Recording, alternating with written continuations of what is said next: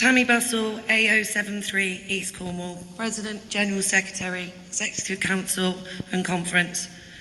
This ADM calls upon the Executive Council to lobby the government of the day to increase the current penalties for using a mobile phone whilst driving, and to bring the legislation for an automatic 3-month ban if caught using a mobile phone whilst driving.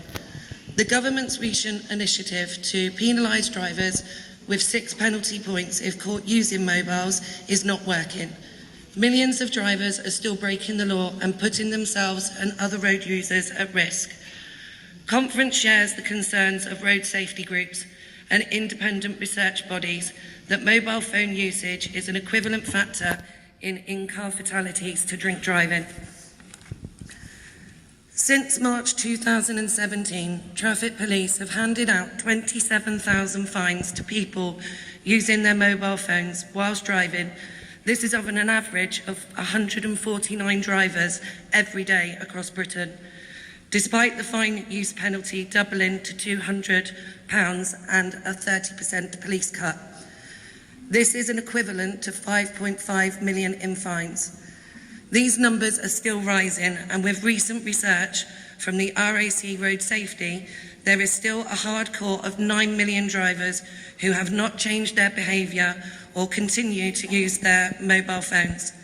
Even though I am asking for a 3-month automatic ban, I also feel that the fines should be brought in line with drink driving, as this would make it more of a financial impact to those that are doing this selfless and irresponsible act, as £200 doesn't even cover the cost of a mobile phone. Before I go, I would like to share a case with you. It was on Monday the 17th of October 2005, 8:30 a.m, M3 Southbound Junction 6, Basingstoke. It was a busy morning with commuters on their way to work. Between junction 5 and 6 of the M3, a driver of a 7.5-ton lorry thought it would be a good idea to play with the phone, as he said to his passenger. But because he couldn't see what it was doing while it was in the hands-free cradle, he thought he'd take it out. But while he was doing this, he was still doing 68 miles an hour, and he wasn't paying any attention to the various road signs along the way saying that queues were likely. By the time he paid attention, it was too late to brake, stop, or miss the traffic at junction 6 at Basingstoke. He wrote off 6 cars in total, one of which was unrecognisable.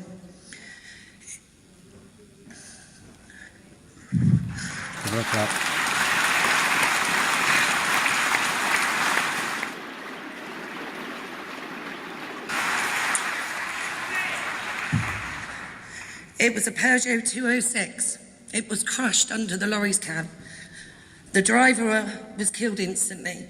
She was 23 years of age and she was on her way to work. The driver of the lorry pleaded not guilty for causing death by dangerous driving and denied using his phone, even though the investigation, evidence and witness proved it. It wasn't until 9 months later and a week before his trial, he decided to change his plea to guilty to get a lesser sentence. When it came to sentencing, the judge talked about his selfless and irresponsible act, and if he could, he would have enforced the manslaughter charge of 14 years, but he had to follow the guides of the law. The driver received a 4-year sentence, he was out in 2, plus a 7-year driving ban in 2006.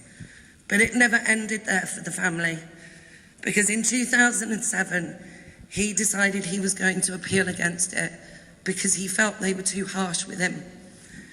He was told that he had to serve his sentence, but they did reduce his driving ban to 5 years. I hope this case will be enough for you to support this proposition, as the young girl that was killed is not a statistic. She was my niece. Please support.